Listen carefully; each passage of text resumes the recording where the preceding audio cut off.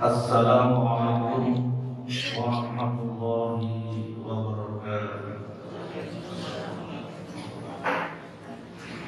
Innal hamdalillah nahmaduhu wa nasta'inuhu wa nastaghfiruh wa na'udzu billahi min shururi anfusina wa min sayyiati a'malina.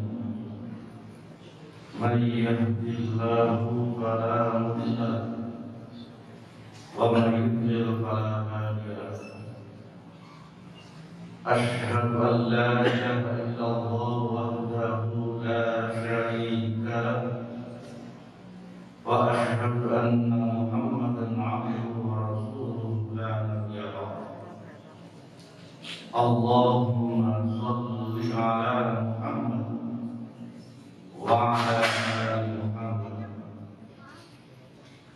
Qala Allah ta'ala fil Qur'anil Karim, a'udzu billahi minasy syaithanir rajim.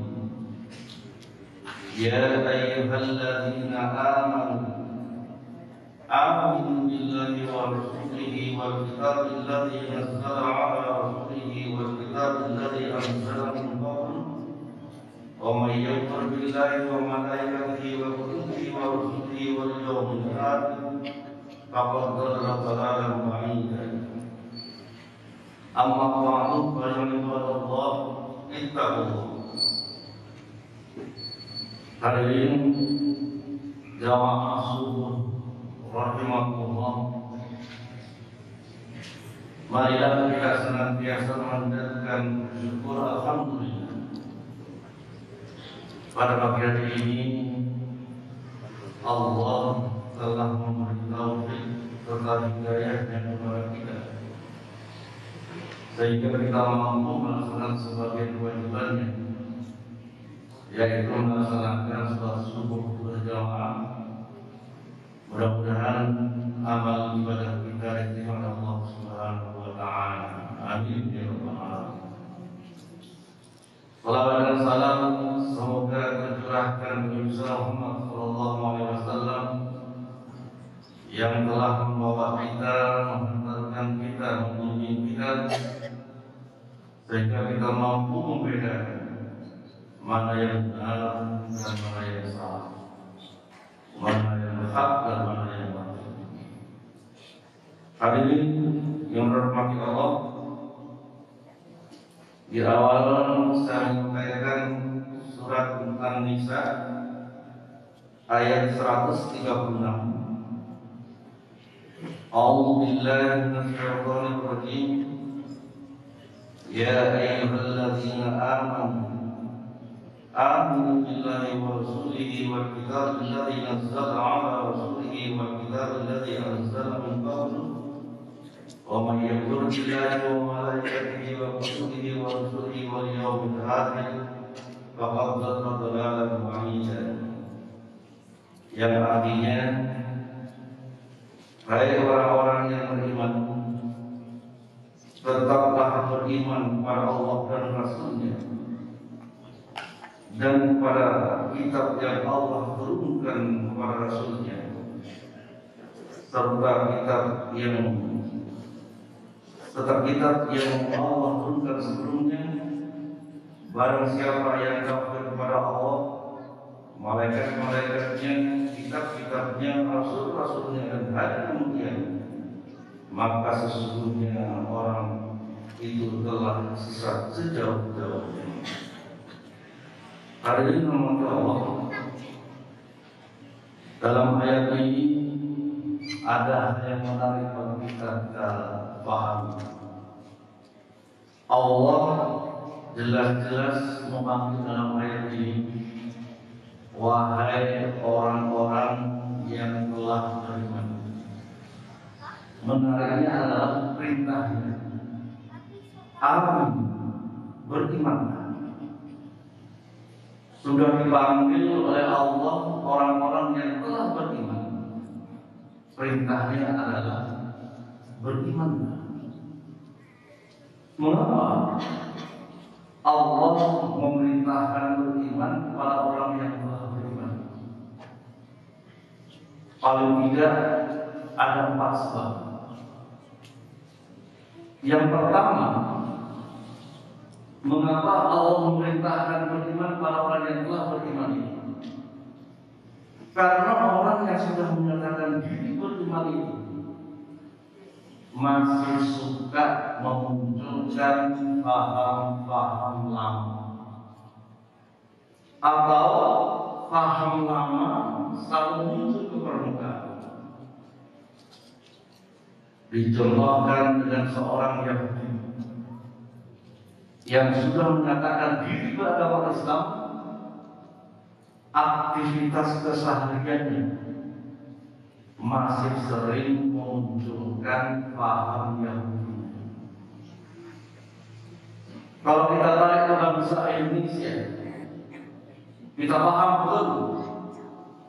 Nenek moyang kita dulu itu pahamnya adalah animisme dan dinamisme, yang pada akhirnya Islam menjadi agama mayoritas di Indonesia ini, termasuk di Malang Raya ini.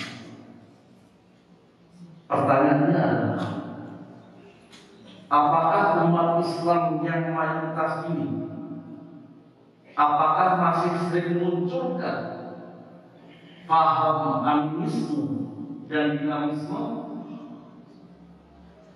Fakta di tengah masyarakat masih sering muncul ke permukaan.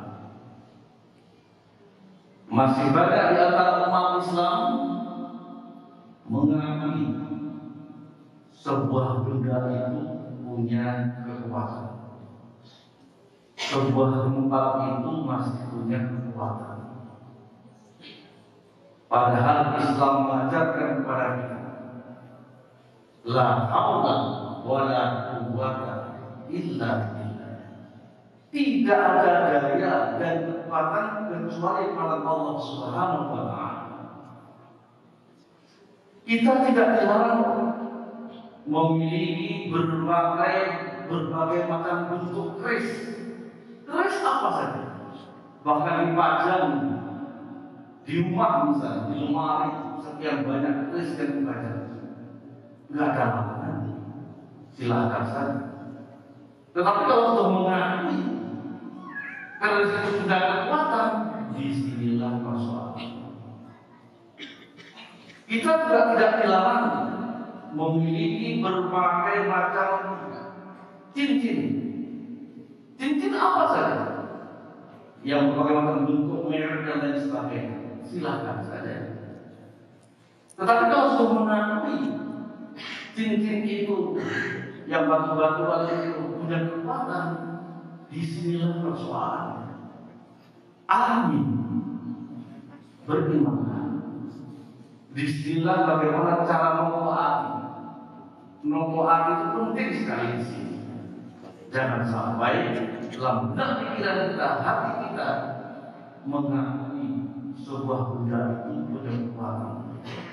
Apalagi berbagai macam ucapan dengan gara-gara saya punya ini, saya jadi begini, misalnya. Dengan berbagai macam bentuk yang saya miliki, saya menjadi orang kaya dan lain sebagainya. Disinilah persoalan masalah akidah. Oleh karena itu, mari kita jaga iman kita. Jangan sampai dipengaruhi oleh benda-benda selain Allah. Jangan sampai terjadi kita mengakui sebuah benda itu. Yang kedua, mengapa Allah memerintahkan beriman kepada orang yang telah beriman? Karena orang yang sudah menyatakan diri beriman itu masih suka berperilaku munafik, masih suka berperilaku munafik. Kalau sebut orang lain pasti ngomong, saya orang bukan munafik, saya bukan orang munafik. Tetapi perilaku berperilaku munafik. Apa ciri-ciri munafik itu? Selama ini kita mengenal 3. Ternyata dasar yang lain ada 4. Yang pertama, ciri-ciri munafik. Yang pertama, jika berkata dusta. Jika berkata dusta, kita tidak perlu menoleh orang lain, menuduh orang lain. Mari kita koreksi kita masing-masing. Apakah kita pernah berdusta? Contoh, orang tua. Apakah pernah berdusta pada anak-anak kita? Apakah sengaja atau tidak sengaja?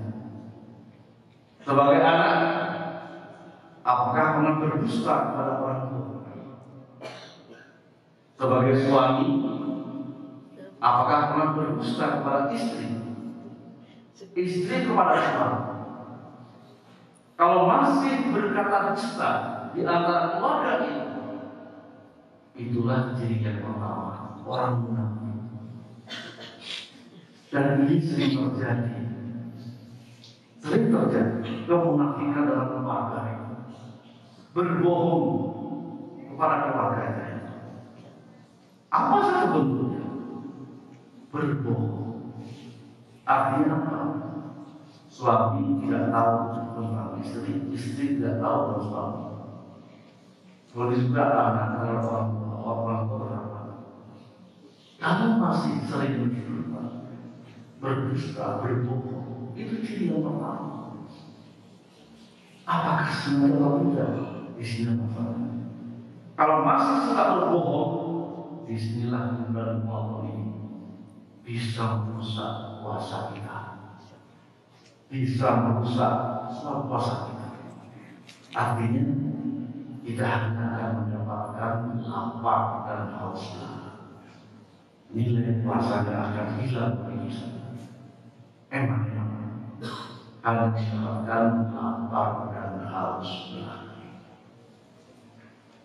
Yang kedua, ciri-ciri orang yang kedua, jika berjanji mengingkari. Sekali lagi, tidak perlu menoleh orang lain. Mari kita koreksi diri kita masuk ke dalam keluarga kecil kita. Sekecil apapun janji harus ditepati. Kalau tidak mengetahui bisa atau tidak, ikutilah dengan ucapan insya Allah. Jika Allah menghendaki, orang tua kepada anak sering terjadi ketika anaknya menemukan persoalan pendidikan, mengucapkan sengaja atau tidak sengaja. Kalau berhasil, kalau juara dan lain sebagainya akan diberi hadiah. Akan diberi hadiah. Sekecil apapun hadiah ini adalah merupakan janji orang tua kepada anak-anaknya. Jika sampai orang tua tidak menepati janjinya, maka orang tua, maka anaknya bisa saja akan mengatakan, bapak saya munafik, orang tua saya munafik. Kenapa? Tidak menepati janjinya. Anak orang tua itu jangan mudah menjanjikan sesuatu kepada orang tua.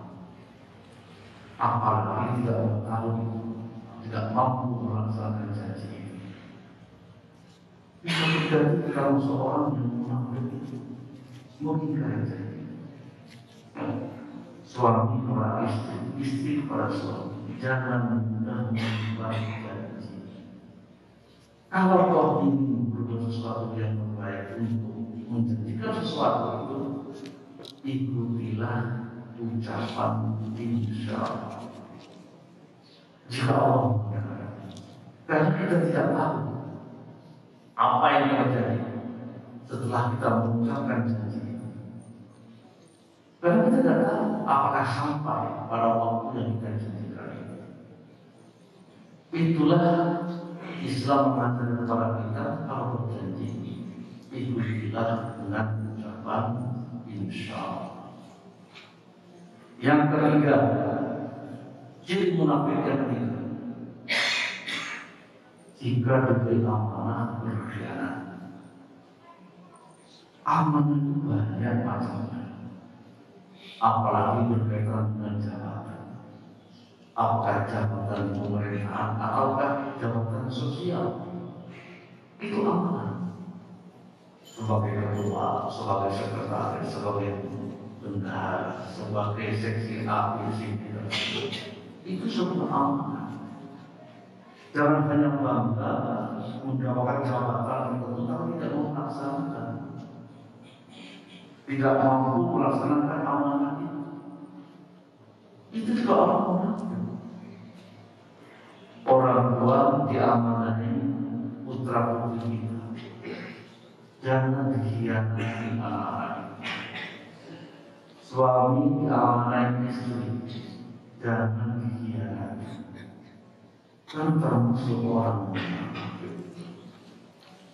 Kali ini Allah yang keempat, jika saya ulangi, jika berkompetisi curang. Jika berkompetisi curang dengan segala bentuk kecurangan. Berkompetisi jelas kita haruskan kita, termasuk astagfirullah khairan, berlomba-lomba dalam kebaikan. Jika berkompetisi, kompetisi apa saja? Berkompetisi dalam jabatan dan jelas. Berkompetisi meraih jabatan, apakah di pemilu yang akan datang, pemilu pilkada, pilpres, bahkan perebutan anggota dewan, jangan dilakukan dengan cara itu.